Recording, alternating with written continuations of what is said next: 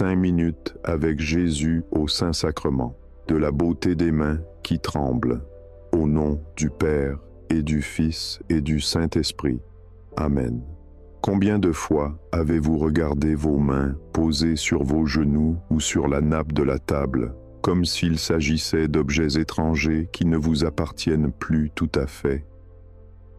Regardez-les. Ces mains parcourues de veines saillantes, tachées par le soleil des années, à la peau devenue fine comme du papier à cigarette. Combien de fois avez-vous ressenti cette frustration sourde, cette colère rentrée en les voyant trembler alors que vous ne leur aviez rien demandé? Vous vouliez simplement porter une tasse de café à vos lèvres, un geste que vous avez accompli des milliers de fois sans y penser. Mais aujourd'hui, la main hésite, elle oscille, le liquide claque contre la porcelaine. Une goutte brune tombe sur votre vêtement propre. Et là, c'est le soupir, c'est le rouge qui monte aux joues, c'est le regard des autres que vous devinez ou que vous imaginez, plein d'une pitié qui vous blesse plus qu'une insulte. « Laisse, papa, je vais le faire. Attends, mamie, tu vas te brûler. » Ces phrases, prononcées avec douceur, résonnent en vous comme des constats d'échec. Elles signent la fin de votre règne, la fin de votre maîtrise. Il faut que nous entrions ensemble dans cette citadelle de l'humiliation qu'est la perte de l'autonomie. C'est une douleur particulière, n'est-ce pas? Elle n'est pas aiguë comme une fracture, elle est corrosive comme la rouille. Elle s'attaque à ce que vous aviez de plus précieux, votre dignité, votre sentiment d'être quelqu'un. Vous ouvrez parfois les vieux albums photos. Vous tournez les pages cartonnées avec difficulté. Et vous voyez cet homme, cette femme, qui vous ressemble et qui pourtant semble être un étranger. Vous voyez des bras forts qui soulevaient des sacs de ciment ou des paniers de linge mouillés sans effort. Vous voyez des mains fermes qui tenaient le guidon d'une moto, le volant d'un tracteur ou qui brodaient des dentelles avec une précision de orfèvre. Vous étiez le pilier, vous étiez celui ou celle vers qui l'on se tournait pour résoudre les problèmes. Vous étiez la force. Et maintenant, le contraste est si violent qu'il vous donne le vertige. Aujourd'hui, boutonner une chemise devient une expédition au sommet de l'Everest. Mettre ses chaussettes est une gymnastique humiliante qui vous laisse essoufflé et vaincu. Écrire une carte d'anniversaire. Votre écriture, jadis si belle, si déliée, est devenue pâte de mouche, hachée, tremblotante, presque illisible.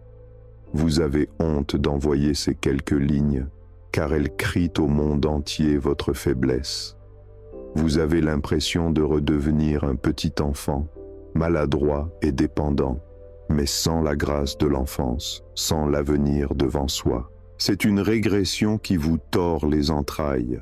Mais le plus dur, le plus indicible, c'est l'intrusion dans votre intimité. Parlons-en, car Jésus est là et il sait tout. Parlons de la toilette.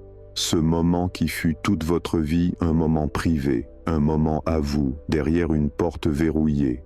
Aujourd'hui, la porte ne ferme plus. Il faut de l'aide, il faut accepter qu'une infirmière pressée, ou pire, que votre propre fille ou votre propre fils vous aide à vous laver. Se mettre nu devant ses enfants. Quelle épreuve pour la pudeur d'un parent. Sentir des mains, même bienveillantes, vous savonner le dos, vous aider à sortir de la douche de peur que vous ne glissiez, est une déchéance que vous n'aviez jamais imaginée. Vous vous sentez comme un objet fragile qu'on manipule avec précaution, certes, mais un objet tout de même. On vous lave, on vous habille, on vous installe dans le fauteuil. Le sujet, je semble disparaître, dissous dans cette prise en charge nécessaire mais dévastatrice pour l'estime de soi. Et cette pensée terrible s'installe, elle creuse son nid dans vos insomnies. Je suis un fardeau. C'est le poison le plus violent de la vieillesse dépendante. Vous voyez la fatigue sur le visage de votre épouse qui s'épuise à vous soutenir. Vous voyez les cernes sous les yeux de vos enfants, qui courent entre leur travail, leurs propres enfants et votre maison ou votre chambre d'EHPAD. Vous faites les comptes mentalement. Vous savez ce que coûte la maison de retraite. Vous savez ce que coûte le temps qu'ils vous consacrent. Et la culpabilité vous envahit. Je leur vole leur vie, pensez-vous. Je suis un boulet à leurs pieds. S'ils n'avaient pas à s'occuper de moi, ils pourraient voyager, ils pourraient se reposer. Vous en venez parfois à prier avec des larmes secrètes pour que cela finisse. Non pas que vous détestiez la vie, mais vous détestez cette vie-là. Vous détestez cette image de vous-même. Vous vous dites « À quoi je sers ? Quelle est mon utilité sur cette terre ?» La société vous a appris depuis l'école que votre valeur dépendait de votre production. Tu vaux ce que tu fais. Tu travailles, tu produis, tu élèves, tu construis, donc tu es important. Mais maintenant, vous ne produisez plus rien. Vous consommez du temps, des soins, de l'argent. Vous vous sentez comme un vieil outil laissé au fond d'une remise, un marteau aux manches cassées, une scie rouillée. On ne les jette pas par sentimentalisme, mais on ne s'en sert plus. Ils sont là, dans la poussière, inutiles, témoins silencieux d'une époque révolue. Vous avez l'impression d'être cet outil. On vous garde par devoir, par affection peut-être, mais vous n'avez plus votre place sur l'établi du monde. La solitude de l'inutilité est pire que la solitude de l'isolement. On peut être seul, mais occupé. Mais être entouré et se sentir inutile est une torture. Vous êtes assis dans ce fauteuil et les heures s'étirent comme du caoutchouc. La télévision déverse ses images, mais elle n'imprime pas. Les gens parlent devant vous, parfois de vous comme si vous n'étiez pas là, ou comme si vous étiez sourd, et peut-être l'êtes-vous un peu, ce qui ajoute à l'isolement. Vous voyez les lèvres bouger, vous captez des bribes, mais le sens vous échappe. Vous souriez par réflexe pour faire bonne figure, pour ne pas faire répéter 3 fois, pour ne pas agacer. Mais à l'intérieur, vous vous retirez, vous rentrez dans votre coquille. Vous devenez le spectateur muet d'une pièce de théâtre où vous n'avez plus de rôle à jouer. Et la révolte gronde, n'est-ce que pas? Oh, une révolte silencieuse, polie, chrétienne en apparence, mais une vraie révolte tout de même. Seigneur, pourquoi me laisses-tu là? Pourquoi ne m'as-tu pas rappelé à toi quand j'étais encore vaillant? Pourquoi m'imposer cette dégradation? Est-ce une punition? Vous regardez votre corps comme une prison qui se resserre, les jambes qui ne portent plus, les oreilles qui bourdonnent, la mémoire qui joue à cache-cache. Vous cherchez un nom. Il est là, sur le bout de la langue, et il se enfuit, vous laissant balbutiant et confus. Chaque défaillance est une petite mort. Chaque « je ne peux plus faire ça » est un barreau de plus à la cage. Vous avez peur de devenir amer. Vous sentez parfois cette aigreur monter quand vous voyez la jeunesse insolente de santé courir dans la rue.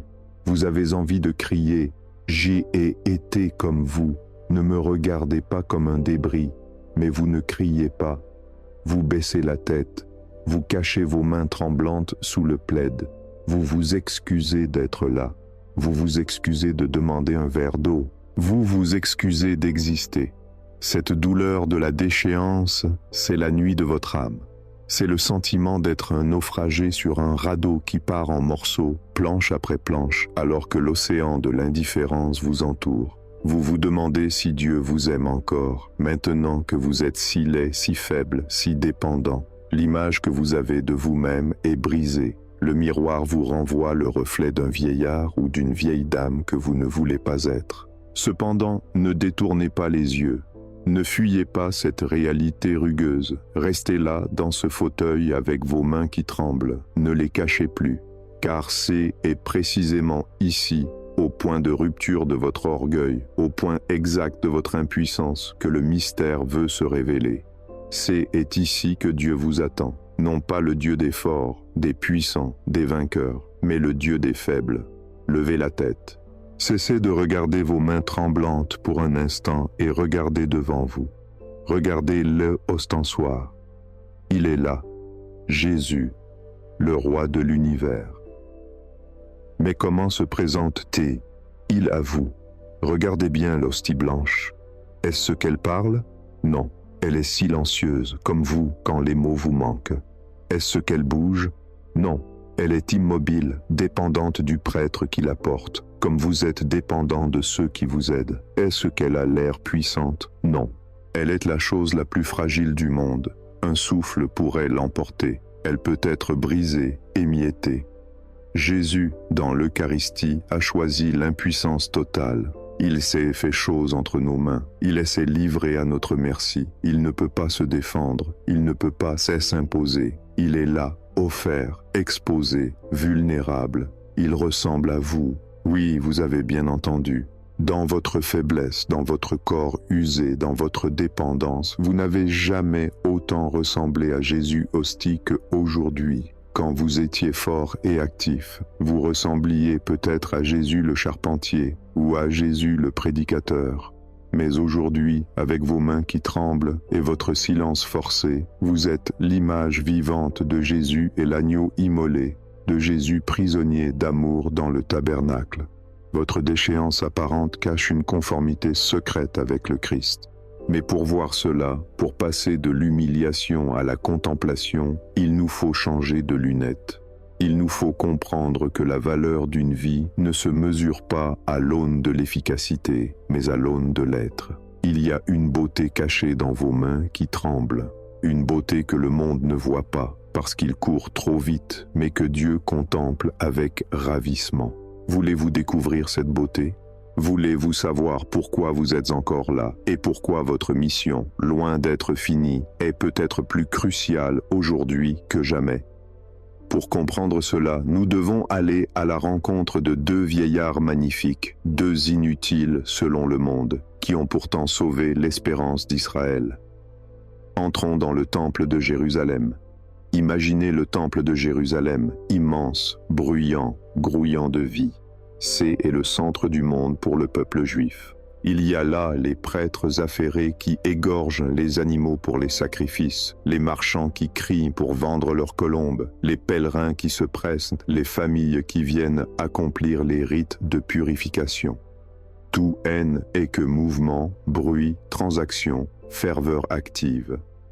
Et au milieu de cette agitation, il y a deux silhouettes que presque personne ne remarque. Deux ombres du temple. Il y a Siméon. C'est un homme très âgé. La tradition dit qu'il est courbé par le poids des ans, que sa barbe est blanche comme la neige du mont Hermon, que ses yeux sont voilés par la cataracte de la vieillesse. Il ne travaille plus, il n'est pas prêtre en fonction. Aux yeux de l'administration du temple, il ne sert à rien. Il est juste là. Il attend. Il a reçu une promesse de l'Esprit Saint. Il ne mourra pas avant d'avoir vu le Messie. Alors il vient jour après jour, traînant ses pas lents sur les dalles de pierre. Il scrute les visages, il prie, et il y a Anne. Elle est encore plus âgée, 84 ans, nous dit l'Évangile. Veuve depuis sa jeunesse, elle ne quitte plus le temple. Elle vit là, dans un coin, peut-être sous un portique. Elle jeûne, elle prie nuit et jour. C'est une vieille femme ridée, probablement pauvre, sans famille pour la soutenir. Pour les gens pressés qui passent, elle fait partie du décor, un peu comme une vieille colonne usée qu'on ne voit plus, une inutile. Mais regardez ce qui se passe ce jour-là. Joseph et Marie entrent. Ils sont perdus dans la foule. Ils ressemblent à n'importe quel jeune couple pauvre de Galilée. Ils portent un bébé de 40 jours. Les grands prêtres passent à côté d'eux sans s'arrêter. Les docteurs de la loi, savants et puissants, ne lèvent même pas les yeux de leur rouleau. Les marchands ne voient en eux que des clients potentiels pour 2 tourterelles. Personne ne voit la gloire de Dieu cachée dans ce petit paquet de langes. Personne, sauf les 2 inutiles, sauf Siméon, sauf Anne. C'est le vieillard aux mains tremblantes qui, poussé par l'esprit, avance. Ces vieux bras, qui n'ont plus la force de porter des charges lourdes, reçoivent soudain le poids de l'univers. Il prend l'enfant Jésus, et ses yeux usés voient ce que les yeux perçants des jeunes ne voient pas. Mes yeux ont vu ton salut. C'est la vieille Anne qui survient au même moment et qui se met à louer Dieu et à parler de l'enfant à tous ceux qui attendaient la délivrance. Comprenez-vous la leçon bouleversante de cette scène? Dieu a caché la clé de l'histoire non pas chez les forts, non pas chez les actifs, mais chez les vieux priants. C'est leur inutilité apparente qui a creusé en eux l'espace pour l'Esprit Saint. S'ils avaient été occupés à gérer des affaires, à construire des maisons, à courir après l'argent, ils n'auraient pas été là, disponibles, attentifs, éveillés intérieurement. Leur vieillesse n'était pas un naufrage, c'était un affinement, comme un voile qui s'amincit pour laisser passer la lumière. Leur corps était faible, oui, mais leurs âmes étaient devenues des radars spirituels d'une sensibilité extrême. Vous, dans votre fauteuil, avec votre chapelet à la main, vous êtes Siméon. Vous êtes Anne. Le monde s'agite autour de vous. Vos enfants courent. La société produit. Mais qui veille? Qui attend Dieu? C'est vous. Votre immobilité forcée est votre poste de guet. Vous êtes la sentinelle qui doit reconnaître le passage de la grâce quand les autres sont trop occupés pour la voir. Vos mains tremblent? Peut-être, mais ce sont elles qui, par la prière, portent le monde, comme Siméon portait Jésus. Pour approfondir cette mystique de l'inutilité féconde, tournons-nous vers une sainte française que vous connaissez bien, mais sous un angle que l'on oublie souvent. Sainte Bernadette Soubirous. On pense à la petite bergère de Lourdes, celle qui a vu la Vierge. Mais regardons sa vie après les apparitions, quand elle est devenue sœur Marie-Bernard au couvent de Saint-Gildard à Nevers. Bernadette n'a jamais été robuste, mais au couvent, sa santé s'effondre. Elle est rongée par la tuberculose osseuse, une maladie atrocement douloureuse qui lui fait pourrir les os, notamment ceux du genou. Elle a aussi de l'asthme chronique qui l'étouffe. Pendant que les autres sœurs s'activent, soignent les malades, enseignent aux enfants, cuisinent, travaillent au jardin, Bernadette est souvent clouée au lit ou assise dans une chaise à l'infirmerie. Elle passe des mois entiers incapable de faire quoi que ce soit. Imaginez sa situation. Elle est célèbre, tout le monde attend d'elle des miracles ou des paroles sublimes, et elle est là, réduite à l'impuissance, crachant le sang, étouffant, tordue de douleur par la tumeur de son genou. Une sœur, un peu agacée peut-être par cette invalide perpétuelle, lui demande un jour où peut-être était-ce une supérieure, et l'histoire varie, mais le sens demeure. Mais enfin, sœur Marie-Bernard, que faites-vous ici? À quoi servez-vous? C'est la question cruelle, la question que vous vous posez. Et Bernadette a cette réponse sublime qui devrait être gravée au-dessus de votre lit. Mon emploi est d'être malade. Elle n'a pas dit « je ne sers à rien ». Elle n'a pas dit « je subis la maladie ». Elle a dit « c'est mon emploi, c'est mon job, c'est ma mission, c'est mon travail ». Être malade, être faible, offrir l'atout, offrir la nuit sans sommeil, offrir l'humiliation d'être soigné par les autres. Bernadette avait compris que sa souffrance, unie à la croix du Christ, était un moteur spirituel bien plus puissant que toutes les actions extérieures. Elle était la centrale nucléaire du couvent. Les autres sœurs étaient les lampadaires qui éclairaient la ville, mais c'est Bernadette, dans l'ombre de l'infirmerie, qui produisait l'électricité par son offrande silencieuse. Elle appelait cela son emploi de victime. Elle disait qu'elle était la balayette qu'on range derrière la porte après en être servi. Mais quelle dignité dans cette acceptation! Elle ne se sentait pas rejetée par Dieu, elle se sentait choisie pour la part la plus difficile, la part de la croix. Elle disait « Je ne vivrai pas un instant sans aimer ». Quand elle ne pouvait plus marcher, elle aimait. Quand ses mains tremblaient de fièvre, elle aimait. Quand elle ne pouvait plus parler à cause de l'oppression respiratoire, elle aimait. Regardez vos mains qui tremblent à la lumière de Sainte Bernadette. Ce tremblement n'est pas un échec technique de votre corps. C est la vibration de votre offrande. Quand vous essayez de boire et que vous renversez un peu d'eau, offrez cette petite humiliation. Dites, comme Bernadette, mon emploi aujourd'hui est d'accepter de être aidé. C'est un travail titanesque de l'âme. C'est beaucoup plus dur que de construire un mur ou de gérer une entreprise. Accepter la dépendance sans amertume, avec douceur, avec un sourire pour celui qui vous aide, c'est de l'héroïsme pur. C'est de la sainteté en direct. Il y a ici une théologie profonde qu'il faut saisir pour ne pas sombrer dans le désespoir. C'est la différence entre la vocation de faire et la vocation d'être. Pendant la première partie de votre vie, vous étiez dans la vocation de faire. C'était nécessaire. Il fallait bâtir le monde. Mais maintenant, Dieu vous fait monter en grade. Oui, monter. Vous passez à la vocation de être. Pensez à un arbre. Ce qu'on voit, ce sont les branches, les feuilles, les fruits qui bougent au vent. C'est la partie active, visible. C'est était vous avant. Mais qu'est-ce qui fait tenir l'arbre? Qu'est-ce qui le nourrit? Ce sont les racines. Les racines sont vieilles. Elles sont tordues. Elles sont rugueuses. Elles sont enfouies dans la terre noire. Elles ne voient pas le soleil. Personne ne les applaudit. Personne ne dit « Oh, quelle belle racine !» On dit « Quel beau fruit !» Pourtant, si vous coupez les racines, l'arbre meurt. Vous êtes devenus les racines de votre famille, les racines de l'Église. Vous êtes cachés, vous êtes immobiles, vous semblez sales ou laids aux yeux du monde superficiel.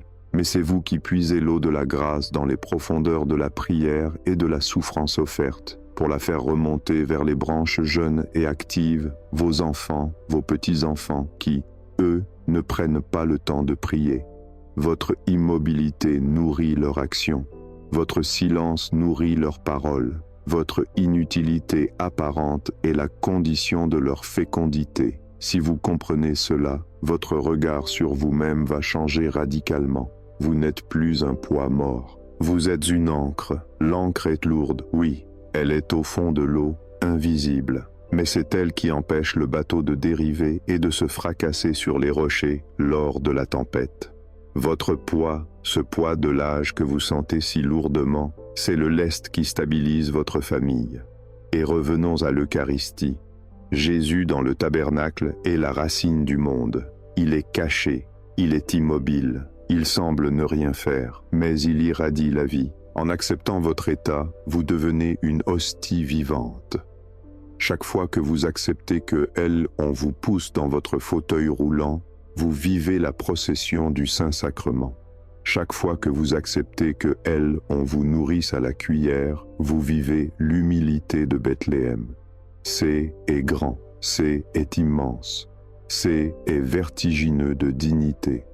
Mais il faut le vouloir, il faut dire oui. Le oui de Marie à l'Annonciation était un oui actif. Votre oui aujourd'hui est un oui passif. Un oui de consentement à la diminution. Qu'il me soit fait selon ta parole. Qu'il me soit fait selon ma faiblesse. Seigneur, fais de ma faiblesse ton sanctuaire. Nous allons maintenant prier pour opérer ce retournement intérieur. Nous allons prendre chaque infirmité, chaque tremblement, chaque oubli, et au lieu de les maudire, nous allons les consacrer. Nous allons les transformer en or spirituel. Préparez-vous à offrir la litanie de vos fragilités. C'est est votre trésor, ne le jetez pas, donnez-le à Dieu. Nous voici arrivés au moment décisif. C'est est l'heure de l'inventaire spirituel. Nous n'allons pas faire la liste de vos déficits pour nous en plaindre, mais pour les élever. Imaginez que vous êtes un grand prêtre car par votre baptême, vous l'êtes. Et que vous devez présenter des offrandes sur l'autel. Vos offrandes, ce ne sont pas de or ni de argent, ce sont vos limites. C'est tout ce qui ne marche plus en vous. Ne méprisez aucune de ces offrandes. Chacune a un prix infini aux yeux de Jésus, car elle est une participation à sa passion. Répétez après moi, du fond de votre cœur, en visualisant chaque partie de votre être que nous allons nommer. Seigneur Jésus, qui as accepté d'être lié et mené là où tu ne voulais pas aller, aie pitié de moi. Christ Jésus, qui a connu la faiblesse de la chair à Gethsémani, aie pitié de moi. Seigneur Jésus, qui t'es remis entre les mains des hommes, aie pitié de moi. Je t'offre mes mains qui tremblent, qu'elles soient comme l'encens qui monte vers toi. Je t'offre mes doigts, raidis qui ne peuvent plus saisir. Saisis-moi par ta grâce. Je t'offre mes jambes qui se dérobent, porte-moi sur tes épaules, de bon pasteur. Je t'offre mes genoux qui ne peuvent plus plier. Que mon cœur, lui, s'agenouille devant toi. Je t'offre mes pieds traînants et lourds, conduis-moi vers ton royaume. Je t'offre mon dos courbé vers la terre, redresse mon âme vers le ciel. Je t'offre ma nuque douloureuse et raide, rends-moi docile à ta volonté. Je t'offre mes yeux voilés par la cataracte, donne-moi la vision de la foi. Je t'offre mes oreilles dures d'oreilles, ouvre-moi à ta parole intérieure. Je t'offre ma bouche qui balbutie parfois, que mon silence te loue. Je t'offre ma mémoire qui s'effrite, sois toi-même mon souvenir éternel.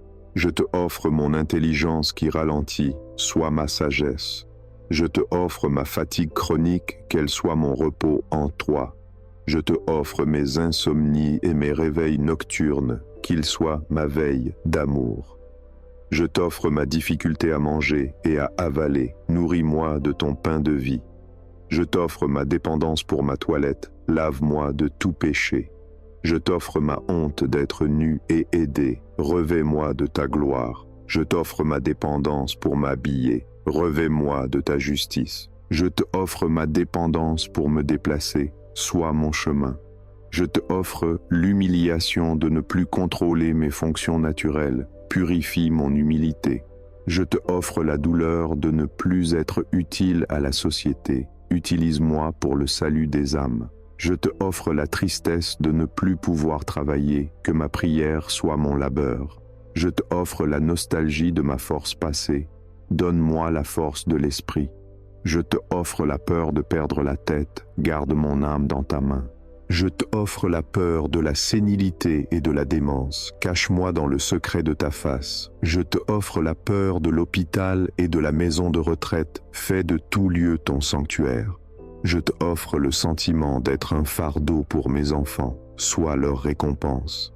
Je te offre leur fatigue et leurs soucis à mon sujet, bénis-les au centuple. Je te offre ma solitude au milieu des autres, comble-la par ta présence. Je t'offre l'impatience de ceux qui me soignent, donne-leur ta patience. Je t'offre la brutalité parfois des gestes médicaux, unis-la à ta flagellation. Je t'offre l'ennui des longues journées vides, remplis-les de ton éternité. Je t'offre l'incompréhension de ceux qui me croient absent, tu sais que je suis là. Je t'offre les larmes que je verse en cachette, recueille-les dans ton outre. Je t'offre mon désir de mourir quand c'est trop dur, transforme-le en désir du ciel. Je t'offre ma révolte passagère, apaise-la dans ton cœur doux. Jésus, sanctifie ma faiblesse. Jésus, sanctifie ma vieillesse. Jésus, sanctifie ma dépendance. Jésus, fais de moi une hostie vivante. Jésus, fais de moi une racine cachée qui porte du fruit. Jésus, fais de moi une colonne de prière dans ton temple. Pour les infirmières et les aides soignantes qui me touchent, je te prie. Pour mes enfants qui s'inquiètent et se fatiguent, je te prie. Pour mes petits-enfants qui ont peur de ma déchéance, je te prie. Pour tous les vieillards oubliés et maltraités, je te prie. Que mes mains tremblantes bénissent le monde. Que mon souffle court intercède pour les pécheurs. Que mon immobilité arrête la course folle vers le mal.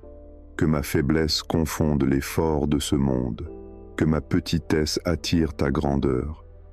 Cœur de Jésus, abîme de miséricorde, j'ai confiance en toi. Cœur de Jésus, force des faibles, j'ai confiance en toi.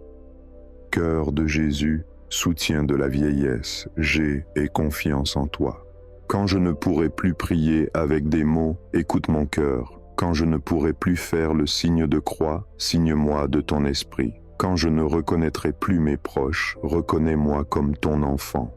Quand je serai plongé dans le noir de la conscience, sois ma lumière. Et quand mon dernier souffle viendra, reçois-le comme un baiser d'amour. Agneau de Dieu qui enlève les péchés du monde, prends pitié de ma misère. Agneau de Dieu qui enlève les péchés du monde, donne-moi ta dignité. Agneau de Dieu qui enlève les péchés du monde, donne-nous la paix. Quelle grandeur dans cette litanie. Vous sentez-vous différent? Votre corps est le même, vos mains tremblent, peut-être encore, mais leur sens a changé. Elles ne tremblent plus de peur ou de faiblesse vaine, elles vibrent sous le poids de la gloire invisible. Vous n'êtes plus une victime de l'âge, vous êtes un prêtre de la souffrance offerte. Vous venez de transformer le plomb de votre déchéance en or pur de charité. Maintenant, scellons cette transformation par une consécration solennelle. C'est acte par lequel vous acceptez officiellement votre statut de dépendant de Dieu. Vous renoncez à l'orgueil de l'autonomie, cet orgueil qui nous fait tant souffrir quand on le perd pour embrasser la divine dépendance. Comme l'enfant dépend de sa mère, comme l'hostie dépend du prêtre, vous dépendez de Dieu à travers les autres. Dites cette prière avec toute la dignité de votre âme royale. Seigneur Jésus, me voici devant toi, dépouillé de mes forces d'autrefois. Je suis devenu comme un enfant, mais sans la jeunesse. Je suis devenu comme un outil brisé, mais tu ne me jettes pas. Au contraire, tu me reprends avec une tendresse infinie pour me façonner autrement. Aujourd'hui, je fais le sacrifice de mon indépendance. Je te remets les clés de ma volonté propre. J'accepte d'être aidé, lavé, nourri, guidé. Je ne verrai plus dans la main qui me aide une humiliation, mais je verrai ta main providentielle qui prend soin de moi. J'accepte d'être la racine cachée de ma famille. Je consens à disparaître aux yeux du monde pour n'exister que pour toi. Je te consacre mes soignants. Donne-leur de voir Jésus en moi, même quand je suis difficile, même quand je suis confus, et donne-moi de voir Jésus en eux, même quand ils sont pressés ou maladroits. Fais de ma chambre d'hôpital ou de ma maison un lieu de grâce. Que mon sourire, même édenté, même tordu, soit un rayon de ton amour. Je ne demande plus de faire, je demande de être. Être avec toi. Être en toi. Être pour toi. Jésus, mon seul bien, ma seule force, ma seule beauté. Garde-moi dans la dignité de tes enfants jusqu'au grand matin de la résurrection, où tu me rendras un corps glorieux, fort et éternellement jeune. Amen. Vous êtes beau, vous êtes belle, non pas selon les critères des magazines, mais selon les critères du ciel. Votre âme brille à travers les fissures de votre corps comme la lumière à travers un vitrail ancien. Terminons par les louanges pour remercier Dieu de cette beauté cachée qu'il vous a révélée aujourd'hui. Dieu soit béni, béni soit son saint nom, béni soit Jésus-Christ, vrai Dieu et vrai homme, béni soit le nom de Jésus, béni soit son sacré cœur, béni soit son précieux sang. Béni soit Jésus au très saint sacrement de l'autel, modèle de toute dépendance sainte. Béni soit l'auguste Mère de Dieu, la très sainte Vierge Marie. Béni soit le nom de Marie, Vierge et Mère. Béni soit Saint Joseph, son très chaste époux, patron de la bonne mort. Béni soit Dieu dans ses anges et dans ses saints. Seigneur, regarde tes serviteurs âgés avec amour. Bénis leurs mains qui tremblent. Bénis leurs yeux qui pleurent. Bénis leur cœur qui espère. Tu es leur berger, ils ne manquent de rien. Même dans la vallée de l'ombre, tu es là. Amen. Ceci conclut votre méditation guidée. N'oubliez jamais, quand vous regarderez vos mains trembler à nouveau, ne dites plus « quelle misère », dites « quelle offrande ». Le gardien du sanctuaire vous salue avec un immense respect.